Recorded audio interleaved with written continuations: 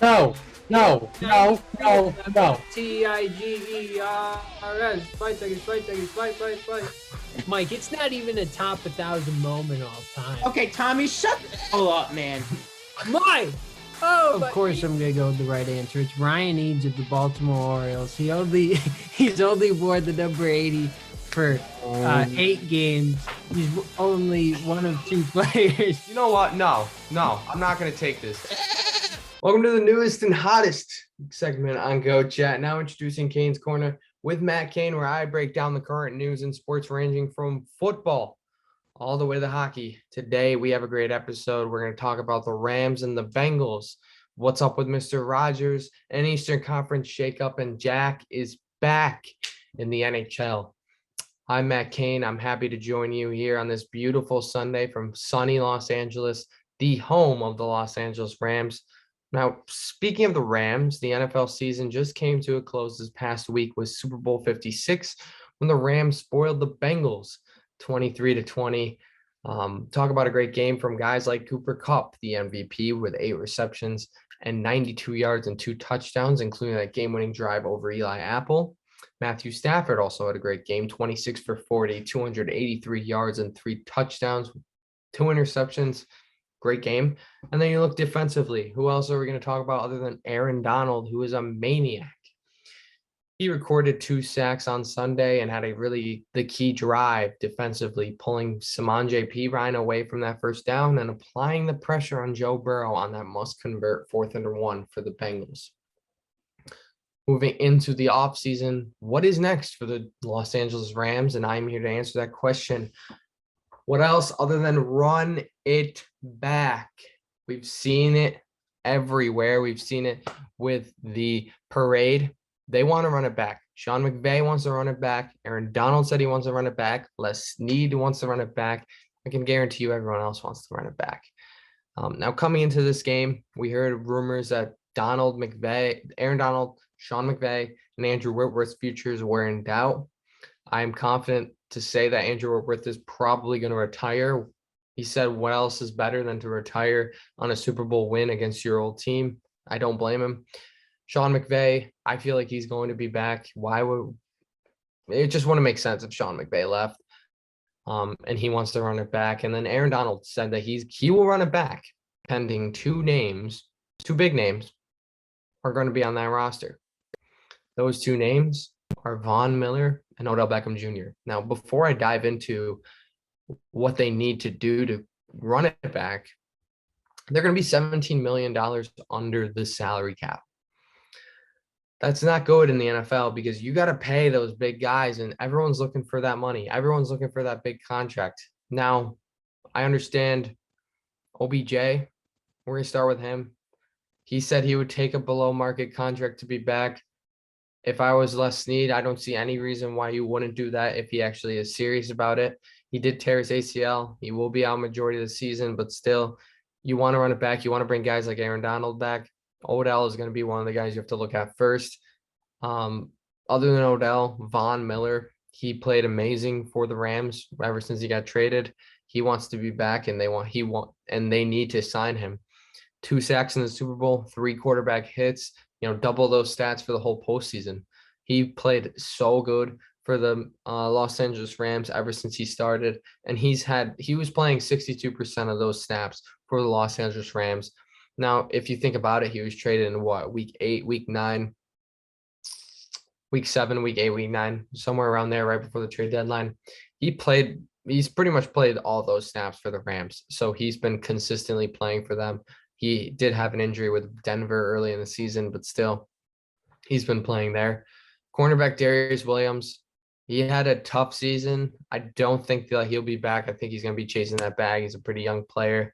So I feel like they're going to look other ways, especially with a guy like Jalen Ramsey on the opposite side of him. Finally, rounding out their free agents that, they really need to look into is right guard Austin Corbett and center Brian Allen.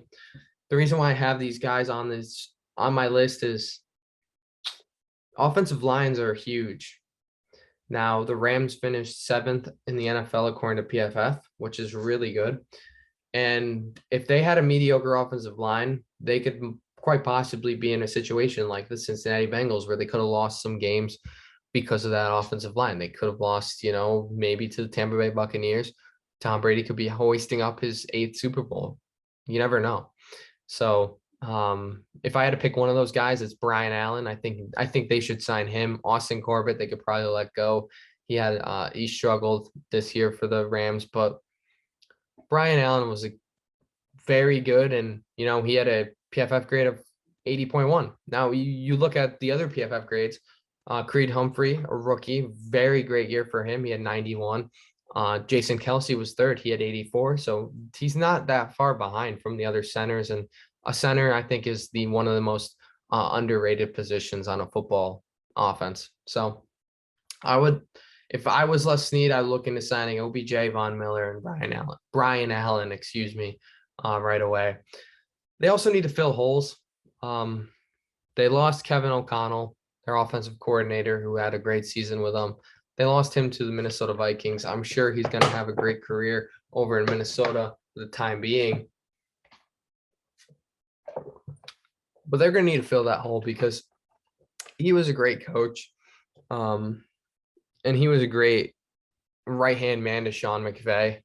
Now, it's Sean McVay. I don't really think they're going to struggle finding an offensive coordinator. They're actually interviewing LSU's passing game coordinator and wide receivers coach, Cortez Hankton, who studied under Joe Brady, replaced him.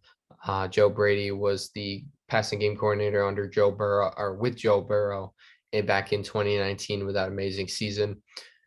But Sean McVay, you think of the coaching tree, the coaches he's coached with: Kyle Shanahan, Matt LaFleur, Zach Taylor, Brandon Staley, Kevin O'Connell. I mean, you think about all the young trailblazers in head coaching jobs, with head coaching jobs in the NFL. Odds are Sean McVay's coach with them, and it's pretty funny, but it really shows that Sean McVay has he's connected with so many different great head coaches around the league. They also need to hit well in the draft. The pressure's on with GM Les Snead. Obviously, they got to the Super Bowl. He had that Super Bowl shirt after those picks. The pressure's on with him, and I think that he's going to step up to the plate and do it well. They don't have draft picks, really. Their first draft pick is going to be the 3rd rounder compensatory pick after losing one of their guys who took a GM or assistant GM role in Detroit. So the pressure's on with them, and they're going to need to look to draft a wide receiver, offensive line help, cornerback.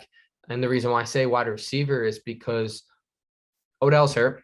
Odell's probably going to be back in December. Torn ACL, not fun.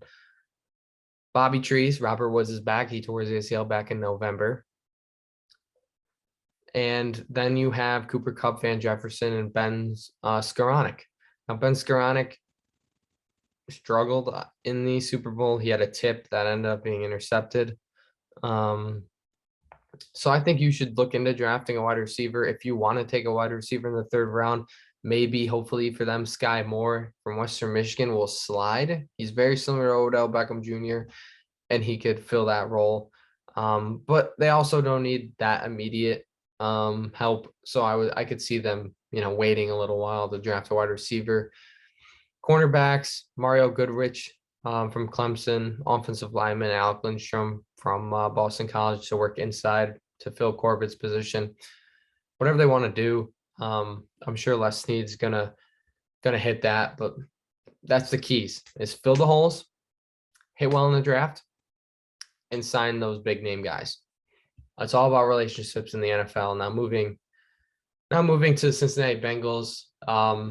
They had a rough, heartbreaking defeat on Sunday, but Burrow and the Bengals are poised to get back to the Super Bowl. They're going to need a little extra help because this AFC conference is packed. We're talking about guys like Josh Allen, hasn't been to the Super Bowl, very close 2 years in a row. Patrick Mahomes. It's Patrick Mahomes. Joe Burrow, I think, is one of the best quarterbacks in the AFC right now. Justin Herbert, I think, is better than Joe Burrow, but doesn't really have that team around him. But I wouldn't be surprised if they make a splash in the playoffs. And still, the Ravens are good. The Raiders, sneaky. The Patriots are kind of sneaky. A lot of teams can be in that Super Bowl next year, and nothing's a guarantee in that conference. So what the Bengals are going to need to do is they're going to need to bolster up their offensive line and defense. More importantly, looking at the defense, they're going to need to look to the cornerbacks, to the backfield, the defensive backs. They're a very young team, which helps in their favor. And they also have $48.7 million in cap space, which is really well for them. The first guy I would probably look into signing is Jesse Bates. He is coming off his worst year since he's came into the league, but he still needs to be re-signed. He is that mantra on that defense, and he is a leader for that defense. So you got to sign him first. I would look at CJ Uzama. It's reported that his market value is $7 million for 2 years. If that's true, I'd take that. His connection with Joe Burrow, that's something that they need to retain. He didn't have that connection with Andy Dalton young in his career. He didn't have that connection with Ryan Finley back when Joe Burrow got hurt. Same thing with Brandon Allen. So he has that connection with Joe, and we've seen him really break out this year. So he's going to need to be someone you retain. And then guys like Riley Reef, Quentin Spain. I understand that the offensive line didn't play well in that Super Bowl, but they quietly played really well for the majority of those Bengals games. You look back at the games that they've won. They beat the Chiefs twice. Joe Burrow wasn't hit that much. I mean, Joe did run out of the pocket a lot. He was very agile, and part of the reason why they beat the Chiefs in that conference finals was because he ran out of that pocket and he was able to use his legs on a third down, a fourth down. So that's one thing, but still they quietly played well, and they're very underrated. Maybe not underrated, but they're always the butt of the joke, and they always get way too much hate. So if Riley Reef and Quentin Spain, they shouldn't be that expensive. So if they're not that expensive, I would look to re-sign them. Also, that's the same thing with cornerback Eli Apple. I get he's the butt of the joke of everything, and he talked a lot of smack to whoever, McCole Hardman, Tyreek Hill, and I get that Cooper Kupp literally roasted him in that Super Bowl. But he played majority of the Bengals cornerback snaps. So you take him off the team, who's going to play cornerback for you? Trey Waynes? I wouldn't want that if I'm a coach. So you either have to re-sign Eli Apple or you have to fill that hole, which we'll talk about a little later. And then finally, the defensive tackles. Look to sign Larry Ogunjobi, third in sacks, BJ Hill, that run stopper. Shouldn't be too expensive to retain. Going to the free agency, I think that this is their time to shine in free agency. They know what they're capable of doing, and they don't have that good of a draft pick this year. Obviously, going to be late, so they're going to need that veteran offensive line help. We talked about Andrew Whitworth earlier. Andrew Whitworth was a Bengal. He signed with the Rams at 30 years old, and Taron Armstead, 30 years old, biggest name in free agency, that left tackle. I think they need to sign him and then kind of have him be the Whitworth to the Rams situation. You put him at left tackle, you move Jonah Williams to the right side. That's going to help Joe Burrow a lot. And the Bengals know what they're capable of. So they're going to finally be able to sell themselves. They did really well last year in free agency, but they're going to be able to sell themselves that they're a Super Bowl team now, and they have that cap space. And Trey Hendrickson was also Armstead's teammate, so, put in a good word there. Brandon Sheriff, also same situation at guard from Washington Commanders. He can also do the same inside for the Bengals. Moving over to the weapon area, Gronk. If you didn't see the reports, he's interested in playing with Burrow in his post-Brady career. I find it very interesting. I don't blame him. Joe Burrow is he's a big personality and, a really good guy. So if that happens, I would sign him on a cheap contract. I don't know if I would sign him on this huge contract because he didn't play a majority of that Bucks season last year. He struggled with injuries, and he has injuries in the past. I would look for some interest in there if he doesn't retire. Then rounding it out, circle of life. Maybe you bring back cornerback Darius Williams and you play the Rams again in the Super Bowl next year. That would be very interesting. But other cornerbacks, Rasul Douglas, Kyle Fuller can also be targets for them if you want to fill that hole for Eli Apple. I think if they do sign Eli Apple, I think they should look into signing a cornerback. But we'll have to see how dedicated the Bengals and their GMs are, because I honestly think the Bengals can be back pretty easily. Maybe not easily, but I do think there's a good chance for them to be back because of Burrow and how great they played this season. Sticking with the NFL, we're gonna head over to a different team. You know, we got the franchise tag, we got the free agent period coming in. So we're gonna look at a team with a future in the loom, and that is the Green Bay Packers. Now, before we start, we got to get professional here. All right, I'm the GM now. I am Brian Kunst. But here's what I'm saying, Aaron. Listen, we've won 13 games in the past 3 seasons. That's astonishing. But the only reason why we've done that really is because of him, is because of Aaron. And the reason he's won 2 MVPs in a row. Where else are you going to be able to shine this well? Denver, I mean, you want to go in that position with Patrick Mahomes in that division, Justin Herbert in that division, the Raiders in that division? I don't think so. So I think that the best situation Aaron can put himself in is with the Green Bay Packers.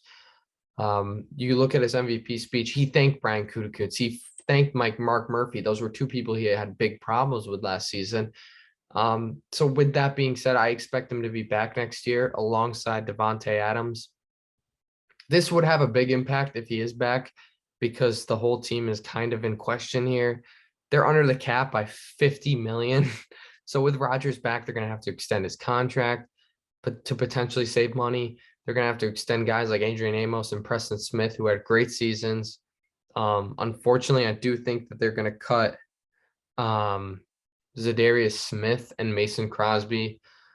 I love those guys. Mason is not it anymore. Zadarius, he was hurt last year, and I think they're fine enough with Rashawn Gary and Preston Smith on the edge.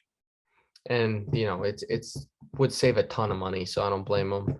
Maybe extend Jair, restructure David Bakhtiari and Aaron Jones' contract. Those are 2 guys that really want to play with Rodgers, because what Green Bay is going to need to do is they're going to need Aaron's boys back. Now, you know, Aaron is always in the media. They're always saying how he doesn't have good relationships, yada, yada, yada. He's a guy who needs his boys, and he's a guy all about relationships. He prides himself in the relationships that he makes. So they're going to need to focus on getting MVS, a guy who he's talked up so much. All-pro Devondre Campbell. He was an all-pro. You got to look to bring him back, whatever you can do to find a way. And interception leader on their team, Rasul Douglas, stepped in for Jair Alexander while he was hurt.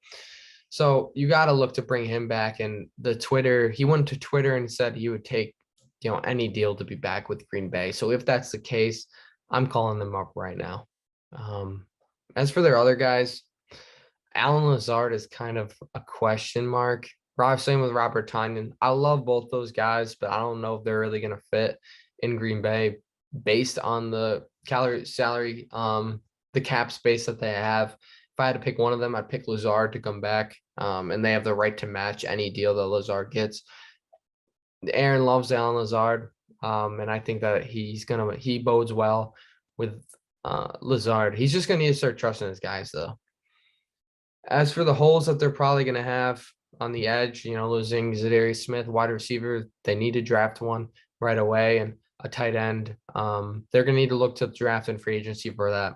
Rob Gronkowski, if he's interested to play with Aaron Rodgers, you could go from Tom Brady to Aaron Rodgers. Mo Alley Cox, you could probably get a cheap contract, and I think he's a great player, at least a good enough player.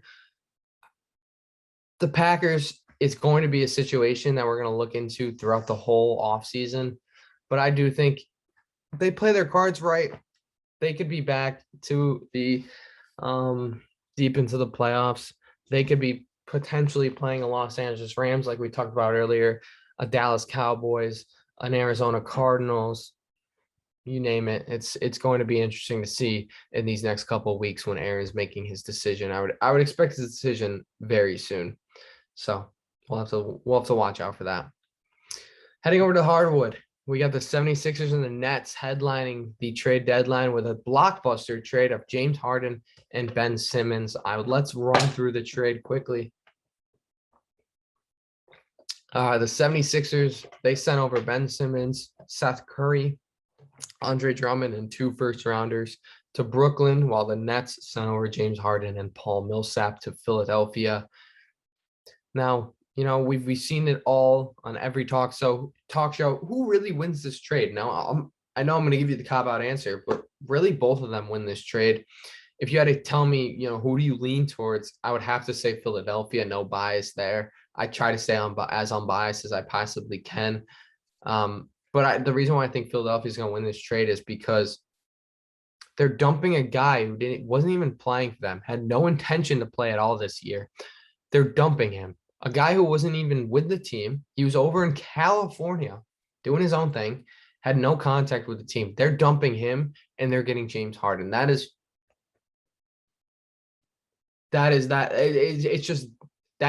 You're making your team that much better. Now, I understand you're giving up a great shooter in Seth Curry. I love Seth Curry. I think he's so underrated, but still, it's James Harden. And then you're also getting, James Harden you're giving up Andre Drummond. So pretty much this trade is Andre Drummond, Seth Curry, and two first-round picks that aren't going to matter. That's how I think of it, because Ben Simmons was doing diddly, and he was going to leave anyway. So it was bound time that, they're kind of in a win now situation with James, and they're going to help out MVP. Embiid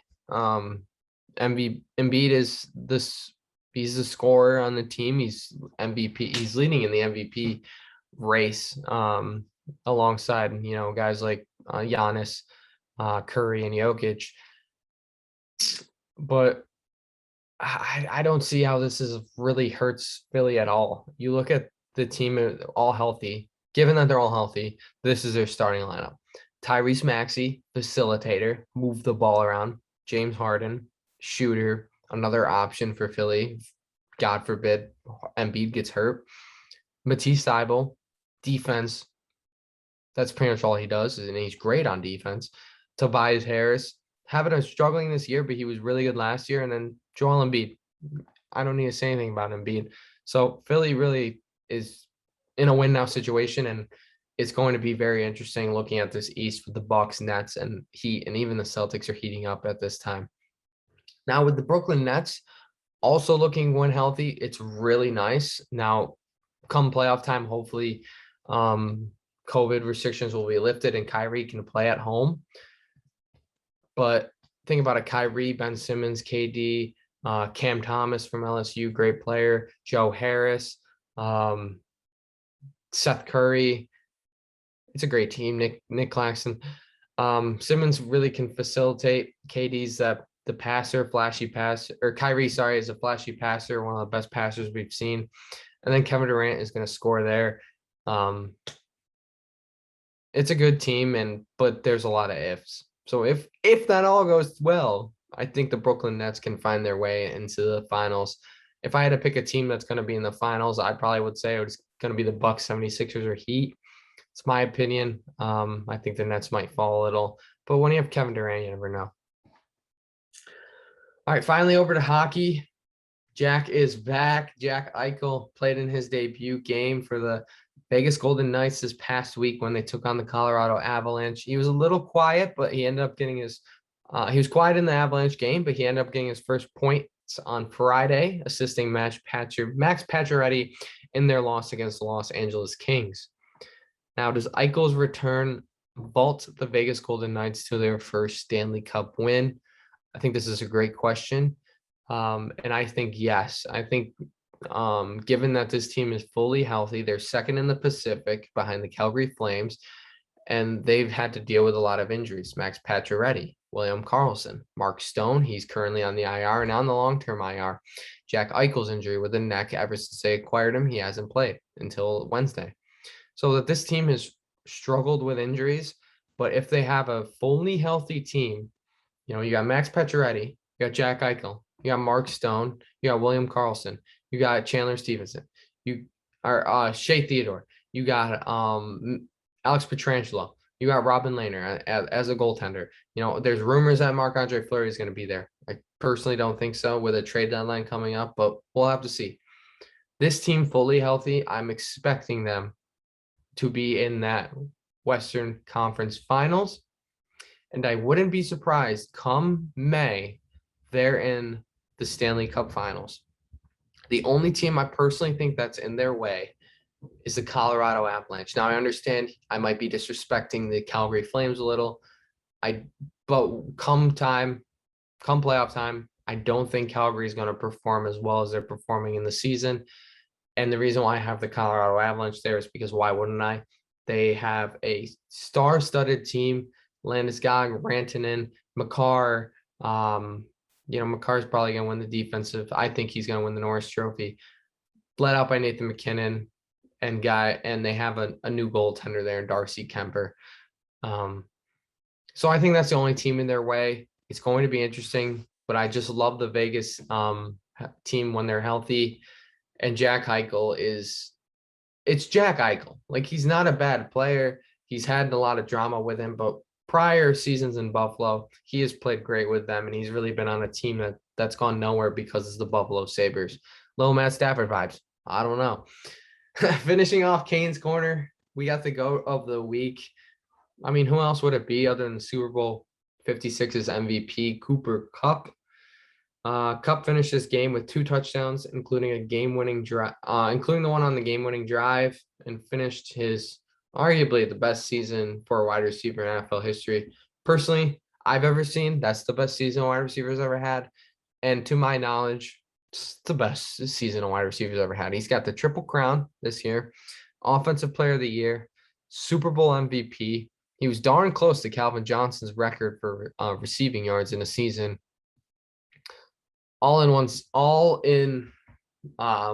That's 17, 18, 19, 20, 21 games. In 21 games, Triple Crown, most yards for a player season and postseason wise, Super Bowl MVP, Offensive Player of the Year, just days before the Super Bowl, winning that at the NFL Honors. It's a great year for Cooper Kupp, and he's going to be back next year, and I'm sure he's going to be doing well with the Rams and the connection he has with Matt Stafford. I already thought Cooper Kupp was a great player with Jared Goff. Now we see it with Matt Stafford, and it's just that much better. It's a lot. It's a lot that we covered here in Kane's Corner today. We talked about the Rams, the Bengals, the Packers, the 76ers and Nets, and the Vegas Golden Knights. That is all for Kane's Corner. Thank you for joining me, and make sure to check out Goat Chat on Instagram to keep up with everything Goat Chat. I'm sure we're going to be posting some episodes come in the next coming weeks, so make sure you look out for that. I'm Matt Kane here on Kane's Corner. We'll see you next time.